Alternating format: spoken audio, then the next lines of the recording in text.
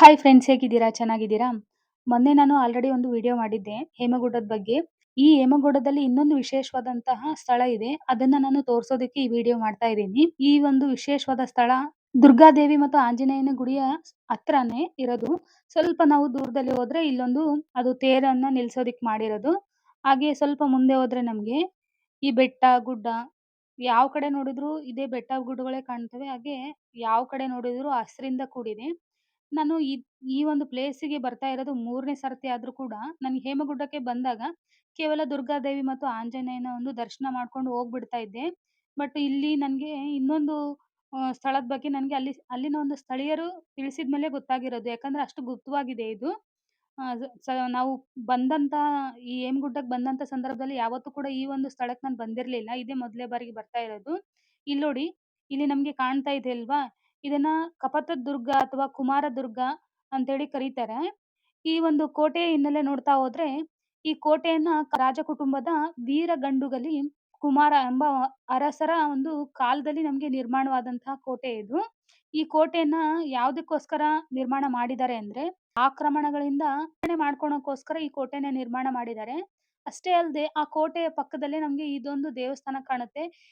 Sudden ಆಗಿ ಈ ದೇವಸ್ಥಾನ ನೋಡಿದ ತಕ್ಷಣನೇ ನಮ್ಗೆ ಏನಾದ್ರೂ ಹಂಪಿಗ್ ಬಂದ್ಬಿಟ್ವಾ?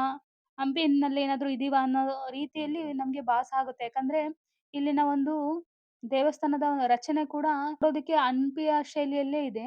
ಆದ್ರೆ ಈ ಒಂದು ದೇವಸ್ಥಾನ 13ನೇ ಶತಮಾನದಲ್ಲಿ ನಿರ್ಮಾಣವಾಗಿದೆ ಅಂತೇಳಿ ಇಲ್ಲಿನ ಸ್ಥಳೀಯರು ಅಭಿಪ್ರಾಯ ಪಡ್ತಾರೆ. ಅಂದ್ರೆ ವಿಜಯನಗರ ಅರಸರ ಆಳ್ವಿಕೆಗೆ ಮುಂಚೆನೂ ಕೂಡ ಇದು ನಿರ್ಮಾಣ ಆಗಿದೆ ಅಂತ. ನೋಡಿ ದೇವಸ್ಥಾನ ಯಾವ ರೀತಿ ಇದೆ. ಬಟ್ ತುಂಬಾ ಸುಂದರವಾಗಿದೆ ನೋಡೋದಕ್ಕೆ. ಎಲ್ಲ ಸುತ್ತಲೂ ಬೆಟ್ಟ, ಗುಡ್ಡ, ಕಣ್ಣಿಗೆ ಎಲ್ಲಿ ನೋಡಿದ್ರು ಹಸ್ರೇ ಕಾಣುತ್ತೆ. ಬಟ್ ಆದ್ರೆ ಈ ಒಂದು ದೇವಸ್ಥಾನದ ಸ್ಥಿತಿ ಯಾವ ರೀತಿ ಇದೆ ಅಂದ್ರೆ ಅಳಿವಿನ ಅಂಚಿನಲ್ಲಿದೆ ಅಂತಾನೆ ಹೇಳ್ಬೋದು. ಯಾಕಂದ್ರೆ ಇಲ್ಲಿ ಕೇವಲ ವೈಭವದ ನೆನಪು ಮಾತ್ರ ನಮಗೆ ಕಾಣ್ತಾ ಇದೆ. ಒಂದು ಬೇಜಾರಿನ ಸಂಗತಿ ಏನಂದ್ರೆ ಇಷ್ಟು ಅದ್ಭುತವಾದಂತ ದೇವಸ್ಥಾನವನ್ನ ಯಾಕೆ ರಕ್ಷಣೆ ಮಾಡ್ತಾ ಇಲ್ಲ ಅನ್ನೋದೇ ಒಂದು ಬೇಜಾರು. ಯಾಕಂದ್ರೆ ಈಗಿನ ಕಾಲದಲ್ಲಿ ಇಂಥ ದೇವಸ್ಥಾನಗಳನ್ನ ನಿರ್ಮಾಣ ಮಾಡೋದು ಅಸಾಧ್ಯ ಅಂತಾನೆ ಹೇಳ್ಬೋದು.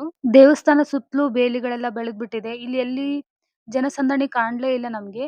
ಅಷ್ಟೇ ಅಲ್ಲದೆ ಈ ಒಂದು ದೇವಸ್ಥಾನದ ಹತ್ರನೇ ಟಂಕಶಾಲೆ ಇತ್ತು ಅನ್ನೋದು ಇಲ್ಲಿನ ಸ್ಥಳೀಯರ ಅಭಿಪ್ರಾಯ. ದೇವಸ್ಥಾನದ ಒಳಗಡೆ ಹೋದ್ ನಮ್ಗೆ ಇದು ಯಾವ ದೇವರ ದೇವಸ್ಥಾನ ಅಂತಾನೆ ಗೊತ್ತಾಗ್ಲಿಲ್ಲ. ಯಾಕಂದ್ರೆ ಅಲ್ಲಿನ ಮೂರ್ತಿ ಏನಾಗಿದೆ ಅಂದ್ರೆ ಒಡೆದಾಕಿದ್ದಾರೆ. ದೇವರ ವಿಗ್ರಹ ಅಂತ ಕೂಡ ನಮ್ಗೆ ಕಂಡಿಡಿಯಕ್ಕಾಗಲ್ಲ. ಆ ರೀತಿಯಾಗಿ ಅದನ್ನ ಭಗ್ನ ಮಾಡ್ಬಿಟ್ಟಿದ್ದಾರೆ. ನಾನು ಸ್ಥಳೀಯರನ್ನ ಕೇಳ್ಕೊಂಡಾಗ ಗೊತ್ತಾಗಿರೋದು ಈ ಒಂದು ದೇವಸ್ಥಾನ ಕನಕರಾಯನ ದೇವಸ್ಥಾನ ಅಂತೆ. ಆ ಒಂದು ವಿಗ್ರಹವನ್ನ ನೋಡಿ ಯಾವ ರೀತಿ ಮಾಡ್ಬಿಟ್ಟಿದ್ದಾರೆ.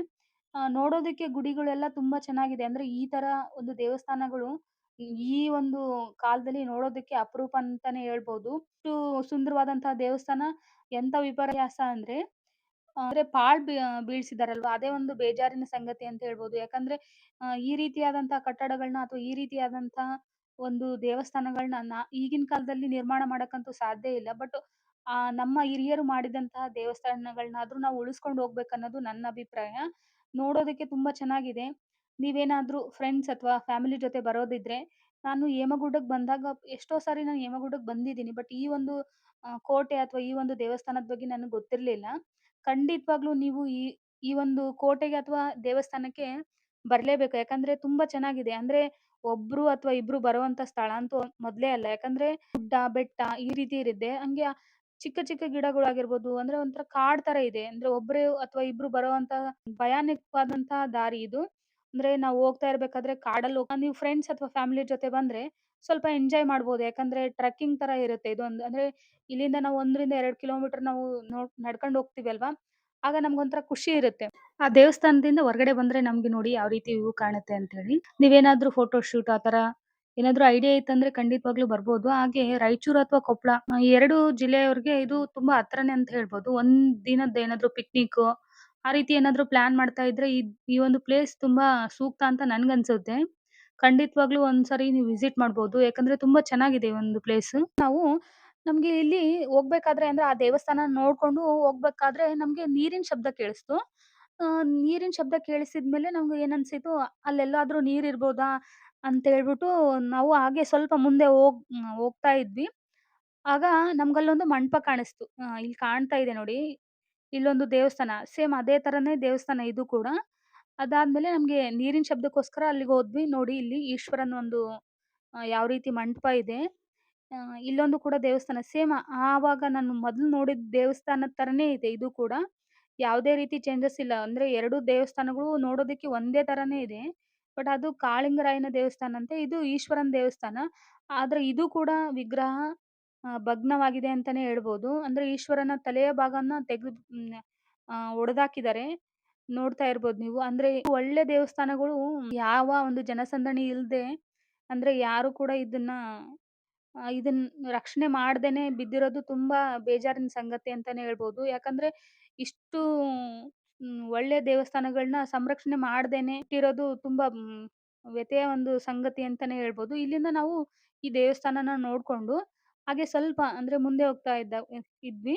ನೋಡಿ ಯಾವ ರೀತಿ ಇದೆ ಅಂತ. ಸುತ್ತಲೂ ಕಾಡಿನ ತರ ಇದೆ. ಅಂದ್ರೆ ಈ ಒಂದು ಪ್ಲೇಸಿಗೆ ಬರ್ಬೇಕಂದ್ರೆ ನೀವು ಸ್ನೇಹಿತರ ಗುಂಪಾಗಿರ್ಬೋದು ಅಥವಾ ಕುಟುಂಬದ ಸದಸ್ಯರು ಸ್ವಲ್ಪ ಹೆಚ್ಚಾಗಿದ್ರೆ ಈ ಒಂದು ಪ್ಲೇಸ್‌ಗಳಿಗೆ ಒಂದು ಒನ್ ಡೇ ಪಿಕ್ನಿಕ್ ತರ ನಾವು ಬಂದು ಹೋಗ್ಬೋದು. ಯಾಕಂದ್ರೆ ಟ್ರೆಕ್ಕಿಂಗ್ ಮಾಡೋಂತ ಆಸೆ ಇರುವಂತವ್ರು ಈ ಒಂದು ಪ್ಲೇಸಿಗೆ ಬಂದ್ರೆ ನಿಮ್ಗೊಂದು ಒಳ್ಳೆ ಅನುಭವ ಸಿಗುತ್ತೆ ಅಂತಾನೆ ಹೇಳ್ಬೋದು. ಅಂದ್ರೆ ಈ ಒಂದು ಪ್ಲೇಸಿಗೆ ಬರ್ಬೇಕು ಅಂದ್ರೆ ಒಂದು ಒಳ್ಳೆ ವಾತಾವರಣ ನೋಡ್ಕೊಂಡು ಬನ್ನಿ, ಚೆನ್ನಾಗಿರುತ್ತೆ. ಅಂದ್ರೆ ಎಂಜಾಯ್ ಮಾಡ್ತೀರಾ ಅಂತ ನಾನ್ ಹೇಳ್ತೀನಿ. ಯಾಕಂದ್ರೆ ಎಲ್ ನೋಡಿದ್ರು ಗುಡ್ಡ, ಬೆಟ್ಟ, ಗಿಡ, ಮರ, ಮಕ್ಳಿಗೂ ಕೂಡ ತುಂಬಾ ಇಷ್ಟ ಆಗುತ್ತೆ. ನೀವು ಕರ್ಕೊಂಡ್ ಬರ್ಬೋದು. ತುಂಬಾ ಚೆನ್ನಾಗಿದೆ ನೋಡಿ. ನನ್ಗಿದು ಕೆರೆನೋ, ಹಳ್ಳನೋ ಅಥವಾ ಹೊಳೆನೋ ಏನು ಗೊತ್ತಾಗ್ಲಿಲ್ಲ. ಯಾಕಂದ್ರೆ ನೋಡೋದಕ್ಕೆ ಯಾವ ಕಡೆ ನೋಡಿದ್ರು ನೋಡೋದಕ್ಕೆ ಕೆರೆ ತರನೇ ಕಾಣುತ್ತೆ. ಬಟ್ ಈ ಕಡೆ ಅದರ ಒಂದು ನೀರ್ನ ಹರಿದ್ಬಿಟ್ಟು ಹೋಗ್ತವೆ. ಕೆರೆ ಅಂದ್ರೆ ನೀರ ಅಂದ್ರೆ ಹರಿವು ಇರೋದಿಲ್ಲ. ಬಟ್ ಇದು ನನ್ಗೆ ಕೆರೆ ಅಂತ ಗೊತ್ತಾಗ್ಲಿಲ್ಲ ಅಥವಾ ಹಳ್ಳನೋ ಏನು ಅಂತ ಗೊತ್ತಾಗ್ಲಿಲ್ಲ. ಬಟ್ ನೀರಿನ ಶಬ್ದಕ್ಕೆ ಇಲ್ಲಿ ನೋಡ್ಬೇಕನ್ನೋ ಆಸೆಯಿಂದ ನಾವು ಬಂದ್ವಿ. ಆದ್ರೂ ತುಂಬಾ ಚೆನ್ನಾಗಿದೆ ಇದು ಕೂಡ. ನೋಡಿ, ಇದೊಂದು ಗುಪ್ತ ಸ್ಥಳ ಅಂತಾನೆ ಹೇಳ್ಬೋದು. ಯಾಕಂದ್ರೆ ಇಲ್ಲಿನ ಸ್ಥಳೀಯರಿಗೆ ಬಿಟ್ರೆ ನಾವು ದುರ್ಗಾದೇವಿ ಅಥವಾ ಆಂಜನೇಯನ ದೇವಸ್ಥಾನ ನೋಡ್ಬೇಕು ಅಂತ ಬಂದೋರಿಗೆ ಈ ಒಂದು ಪ್ಲೇಸಿನ ಬಗ್ಗೆ ಗೊತ್ತಾಗೋದೇ ಇಲ್ಲ. ಯಾಕಂದ್ರೆ ಅಷ್ಟು ಒಳಗಡೆ ಇದೆ ಇವೆಲ್ಲ. ಇಲ್ಲಿನ ಸ್ಥಳೀಯರಿಗೆ ಬಿಟ್ರೆ ಬೇರೆಯವ್ರಿಗೆ ಗೊತ್ತಾಗಲ್ಲ. ಅಂದ್ರೆ ಇದನ್ ತುಂಬಾ ಸುಂದರವಾಗಿದೆ. ನಾವೆಲ್ಲೋ ಬೇರೆ ಕಡೆ ಎಲ್ಲೋ ಹೋಗ್ಬಿಟ್ಟು ನೋಡ್ತಾ ಇದೀವೇನೋ ಅನ್ನೋಷ್ಟು ಸುಂದರವಾಗಿದೆ. ನೋಡಿ ಎಲ್ಲ ಕಡೆನೂ ಬೆಟ್ಟ ಯಾವ ತರ ಇದೆ, ಮಧ್ಯದಲ್ಲಿ ನೀರು. ಈ ಒಂದು ಲೊಕೇಶನ್ ನೋಡಿ ತುಂಬಾ ಇಷ್ಟ ಆಯ್ತು. ಮತ್ತಷ್ಟು ಈ ತರ ವಿಡಿಯೋಗಳೊಂದಿಗೆ ಸಿಗುವ. ಈ ವಿಡಿಯೋ ನಿಮ್ಗೆ ಇಷ್ಟ ಆದ್ರೆ ಲೈಕ್ ಮಾಡಿ, ಶೇರ್ ಮಾಡಿ ಹಾಗೂ ಸಬ್ಸ್ಕ್ರೈಬ್ ಮಾಡೋದನ್ನ ಮರಿಬೇಡಿ. ಹಾಗೂ ಈ ಒಂದು ವಿಡಿಯೋದ ಬಗ್ಗೆ ನಿಮ್ಮ ಅಭಿಪ್ರಾಯವನ್ನ ತಿಳಿಸೋದನ್ನ ಮರಿಬೇಡಿ. Thank you for watching.